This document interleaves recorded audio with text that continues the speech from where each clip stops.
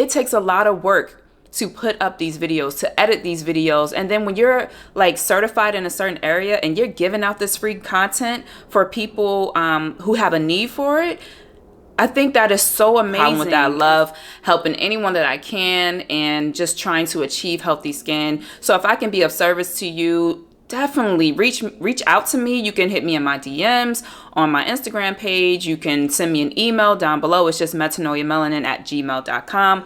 I am willing to give that advice and seeing whatever I can do to help you get to the next level in your skincare regimen. When you enjoy the video, don't forget to give me a thumbs up.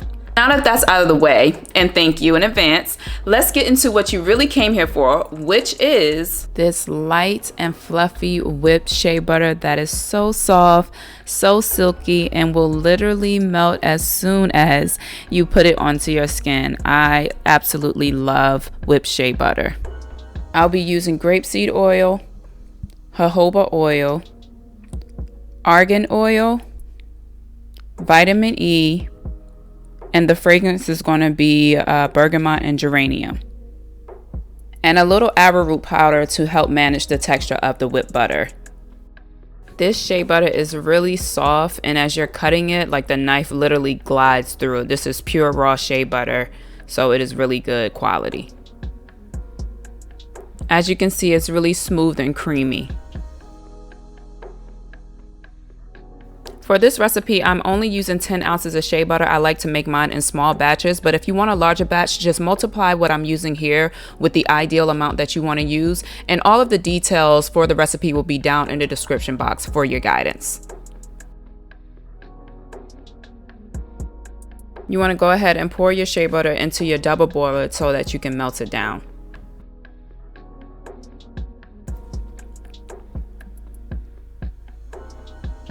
Now, when you're melting your shea butter down, you make sure you're using the lowest setting possible so that you can preserve all the benefits and the nutrients of this shea butter, and make sure that you add water to the bottom pot only. No water goes in the top pot.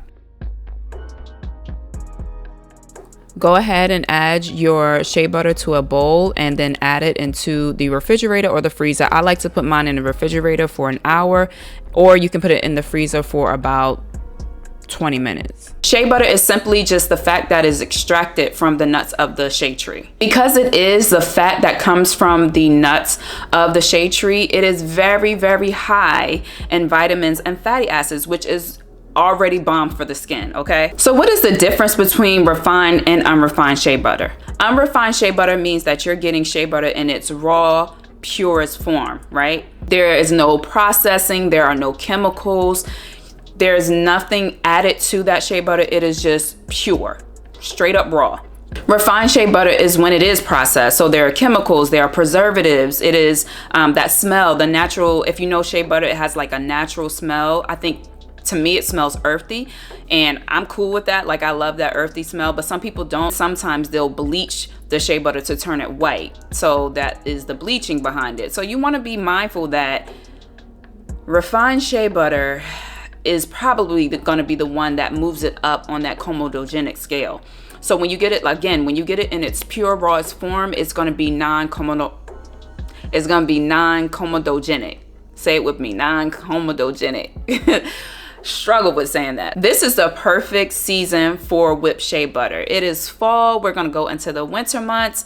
And so using shea butter on your skin right now is going to be very beneficial. When it's really cold outside, shea butter is perfect for your skin. It's going to help protect your skin. It's going to help keep that moisture in your skin. It's going to nourish your skin. It'll keep your skin soft and keep it from being cracked and dry. Even though shea butter is a butter, it's not going to cause your skin to get oily, and that goes back to it being non-comedogenic, a 0 on the scale. And so that's why it is so moisturizing for your skin, and it's going to help create that barrier between you and the environment. Your skin will fully absorb shea butter. This is the consistency that you want. So when you go in to press your thumb into the shea butter, you want it to basically smoothly leave an imprint without it being too hard or too firm. Before I add any additional ingredients, I like to go in with the mixer and begin to break up the shea butter first, and then I'll add in the oil next. This is the grapeseed oil, the argan oil, the jojoba oil, a few drops of vitamin E oil to help those oils stay at the highest quality in my whipped shea butter. And then I'm also just gonna slowly pour it into the shea butter till you'll see how it starts to loosen up as it continues to whip. So slowly pour it in there.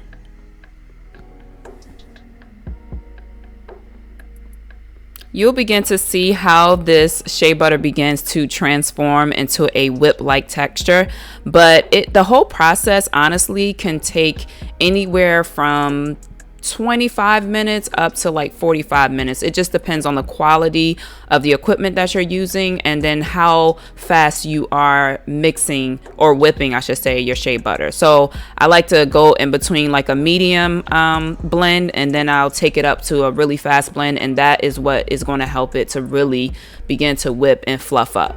We'll have to go in a few times to help break up the shea butter on the bottom. That you want to make sure you're doing that. But the real key of fluffing it up is using this arrowroot powder.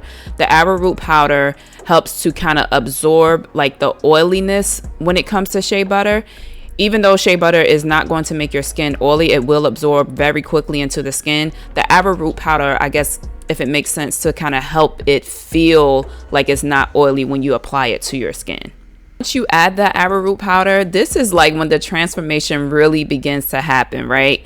Like that texture really changes after you add that arrowroot powder, because arrowroot powder is also a thickening agent. So it's going to help you get that nice whip texture, that fluffy, light feel to shea butter.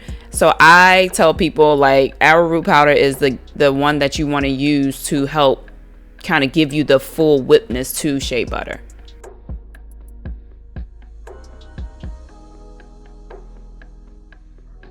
And after whipping it for a while, this is probably like 20 minutes. I had been whipping it 25 minutes. I go in and add my fragrance, which is just essential oils, the geranium and bergamot, and I add 5 drops of each only. I only add 5 drops each because this is something that this shea butter is also what I use on my 2-year-old son. So I like my fragrance to be very light when I'm using it on him, but you can add more. It just depends on how loud you want your fragrance to be. And if you're going to just be using it on yourself, then you of course can add up to about 20 drops for this amount. And again, this is about 10 ounces. So for him, because he will be using it, I'm adding 5 drops of each. And from here, guys, you just whip it until you reach the consistency that you're looking for. I prefer my shea butter to be really light and fluffy, but if you are good with it at this point, then you can just stop in this moment here. I think the whole process of whipping for this batch was about start to finish would have been about 40 minutes, just because I had to go in and kind of make sure I lift the bottom up to make sure that was whipping in and getting the desired texture that I wanted. But it's all up to you and what you desire it to be.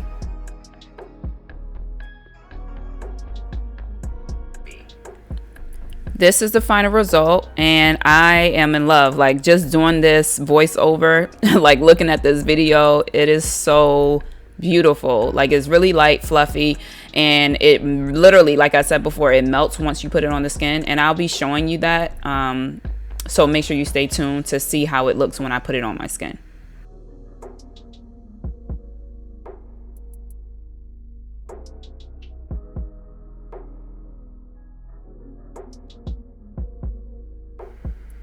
Now I'm using piping bags here, and I got these off of Amazon, but again, check the description box for all details. I'll have the links, I'll have the detailed information, the recipe, everything. But I use the piping bags because it makes things a lot easier to put into jars. If you don't have piping bags, you can easily just use a plastic bag, Ziploc bag, and then cut the tip in off of that Ziploc bag to put it into your jar. So you don't have to have these, but I will add the link for you guys if you do want to order it. But if you don't have them, just grab a Ziploc bag and cut the ends off. If you guys enjoyed this video, be sure to give me a thumbs up.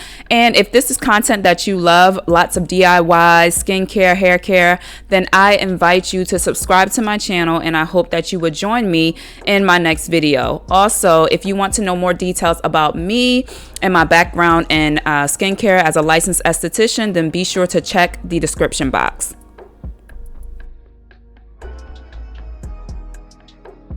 As you can see, it literally melts as I am putting it on my arm.